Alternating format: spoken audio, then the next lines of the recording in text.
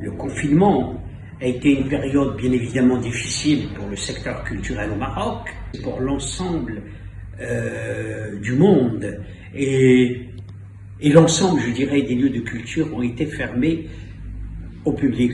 Cependant, la Fondation nationale des musées a saisi cette occasion pour se rapprocher davantage encore des Marocains grâce au digital et à travers plusieurs initiatives comme des expositions virtuelles et beaucoup d'interactions sur nos réseaux sociaux. Il s'agissait en priorité de conserver le lien avec le public, mais aussi d'en toucher un nouveau, notamment les jeunes Marocains très connectés, et de se soutenir mutuellement à travers l'art et la culture en cette période bien évidemment difficile. Vous avez raison, mais je pense que le numérique ne se substituera jamais à une visite d'un musée. Ce que j'allais dire que toucher une œuvre de ses yeux est irremplaçable. Mais néanmoins, le numérique reste un outil fabuleux qui amplifie la portée de l'art partout, qui amène l'art même dans votre salon. Et c'est ça qui est important. Le plaisir et l'expérience ne sont pas les mêmes. Néanmoins, il faut savoir s'adapter au changement et au bouleversement.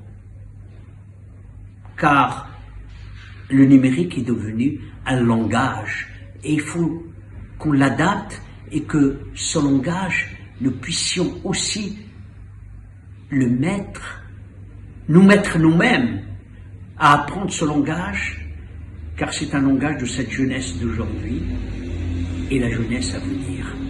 Donc, à tout moment et n'importe où, nous allons renforcer notre présence digitale pour toucher un maximum de public, non pas simplement ici au Maroc, mais aussi dans le monde. Bien évidemment, ce n'est pas un exploit, mais simplement le fruit d'un travail, d'une passion qui est partagée avec toute une équipe qui donne aussi, qui était un de nos soucis, était celui de donner l'accès à la culture à tous les Marocains par la démocratisation. Depuis sa création, la Fondation nationale des musées s'est bien évidemment crédibilisée et ça lui a donné bien évidemment un très grand écho auprès de la scène culturelle internationale et des musées. C'est ce qui nous a permis d'avoir la confiance et de nouer aussi plusieurs partenariats avec les plus grands musées du monde et de renommée internationale. Je ne vais pas tous les citer, il y a le Louvre, le Smithsonian à Washington, il y a le musée Picasso, il y a le musée national Eugène Delacroix, et tant d'autres. D'ailleurs, je vous rappellerai qu'il y aura une grande exposition de Delacroix. Cela a facilité bien évidemment la coopération, le partage, car rien n'est possible sans le partage de l'art. L'art est par essence un partage. Il n'y a pas un artiste qui fait quelque chose, il n'y a pas une œuvre qu'un collectionneur possède sans qu'elle soit sujet à partager. Car quand les choses sont partagées, elles ont de la valeur pour chacun et une satisfaction. À venir, je peux vous assurer qu'aujourd'hui, le développement des musées au Maroc, aussi peu de temps, est cité en exemple par tous les professionnels à travers le monde. L'exposition Lumière d'Afrique est une exposition itinérante qui a été présentée pour la première fois en Afrique du Nord, au Maroc en particulier, au Musée Bouazizi d'art moderne et contemporain, mais aussi, il faut bien le savoir, dans tous les lieux de Rabat. Donc Rabat était devenu pendant, je dirais, un certain temps, la capitale de l'Afrique. Et nous avons accueilli 54 artistes africains qui ont présenté et une œuvre d'art sur la thématique de l'Afrique et ses différentes lumières. C'était pour nous l'occasion d'affirmer à nouveau que le Maroc et sa politique culturelle est un trait d'union indispensable entre le monde et l'Afrique. L'objectif de cette exposition était de montrer plusieurs visions de notre continent, riches, bien évidemment, et en même temps diversifiées, souvent sujets aux clichés et aux préjugés, et de mettre en avant les rêves, les espoirs, la créativité contemporaine de nos artistes africains. Ben écoutez, le mécénat occupe une place prépondérante aujourd'hui au Maroc, dont l'aide qu'elle apporte à la Fondation nationale des musées. Ce mécénat, c'est aussi une confiance que les Marocains placent dans cette volonté de Sa Majesté d'accompagner la volonté royale de développer l'art et de placer la culture au cœur même des priorités du Maroc. La création de la FNM et la restructuration et la structuration du secteur culturel pour préserver et valoriser le patrimoine artistique marocain, le mécénat privé joue un rôle essentiel. La générosité ne peut se faire qu'à partir du moment où il y a la confiance existe, elle est là, et je peux vous dire qu'aujourd'hui, plusieurs musées ont bénéficié de cette générosité et bénéficié aussi de cet accompagnement des Marocains qui ont un peu de moyens et que ce soit des collectionneurs ou que ce soit des riches personnes qui ont décidé d'accompagner la Fondation dans son développement par l'acquisition d'objets, de collections, par la restauration des musées, des bâtiments. C'est vraiment extraordinaire. Vous savez que la moitié du budget de la Fondation c'est un apport du mécénat. C'est considérable. C'est un encouragement, cet accompagnement. D'abord, je voudrais simplement préciser, je ne suis là que pour appliquer les directives que Sa Majesté a tracées et la place qu'il a donnée à la culture. Avec mon autre équipe, parce que rien ne se fait sans une équipe, nous avons bien évidemment mis en place une stratégie de réhabilitation des espaces, des musées, et nous souhaitons doter chaque ville du royaume d'un musée aux normes, et en même temps, il est important que chaque ville, chaque Marocain, dans chaque ville, dans chaque village, puisse avoir accès au musée. C'est une chose essentielle. Et en même temps, nous souhaitons, et je souhaite réellement, que chaque ville puisse être le complément d'une autre ville.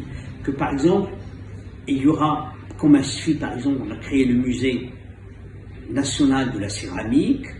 À Meknès, nous allons créer le musée de la musique.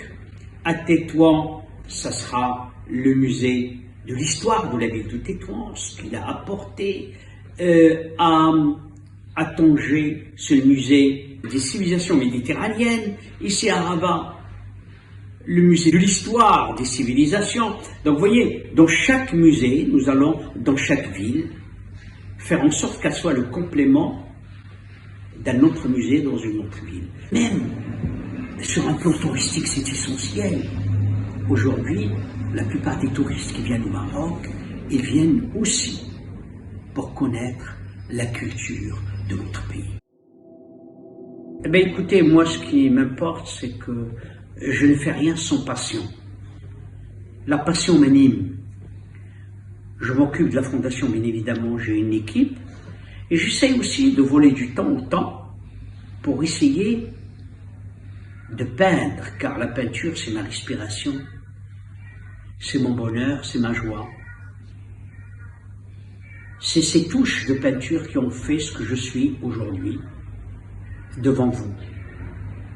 Et si j'abandonne ma respiration, je ne ferai plus jamais rien. Donc, j'arrive à tout concilier. Dans le travail de la Fondation, c'est déjà un travail en quelque sorte diplomatique, puisque la diplomatie culturelle est là dans tout ce que nous organisons.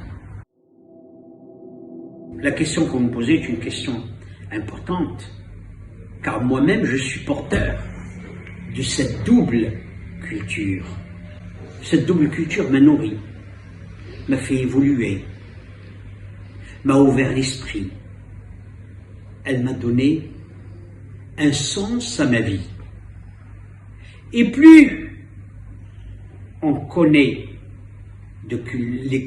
les autres cultures, plus on s'ouvre à l'autre et on l'accepte. Le message que je peux passer aux gens qui sont semblables, qui est porté fièrement comme une richesse cette double, triple ou quadruple culture en nous-mêmes. Et en même temps, je souhaiterais aussi dire que, et vous parlez de mon expérience personnelle, j'ai vécu en France 37 ans. Je continue à y aller, en dehors de cette pandémie, presque 2 fois par mois. Et j'ai toujours respecté la culture, la tradition, les croyances du pays d'accueil qui est la France. Nous sommes et nous devons toujours garder en tête et dans l'esprit qu'on est d'abord et avant tout des invités. Je me suis considéré pendant 37 ans et encore aujourd'hui comme un invité de la France et je tiens à vous dire combien je suis reconnaissant à ce pays de m'avoir donné et apporté toute cette ouverture d'esprit et cette connaissance. Je resterai donc reconnaissant à mes 2 pays qui m'ont nourri, le Maroc et la France.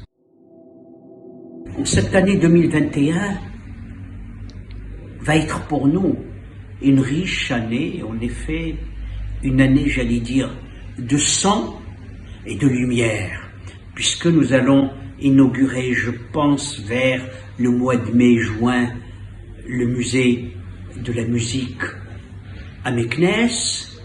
Nous allons inaugurer la Villa Harris à Tanger, et je voudrais simplement ouvrir une parenthèse essentielle, c'est que cette Villa Harris, c'est un don d'une collection de plus de 200 œuvres qui vont de la peinture orientaliste à nos jours. Est-ce que cette ouverture du Maroc, cette richesse du Maroc qui a nourri tant d'artistes étrangers et qui sont venus au Maroc pour pouvoir aussi retransmettre et partager avec les Marocains et les artistes marocains ce qu'ils ont eux-mêmes butiné. C'est essentiel. Bien évidemment, nous allons accueillir, j'espère que cette pandémie ne va pas nous en empêcher, mais nous faisons tout pour que ça puisse être exact et qu'on puisse être exact vis-à-vis du public marocain. C'est la présence, bien évidemment, de Delacroix, une exposition qui est à mon avis unique parce que c'est la première fois où une exposition va être non pas simplement les œuvres de Delacroix, mais il y aura aussi les objets qui ont accompagné toute sa vie et en même temps ces objets qui sont un hommage au savoir partager et au savoir-vivre de ce pays merveilleux qui est le Maroc.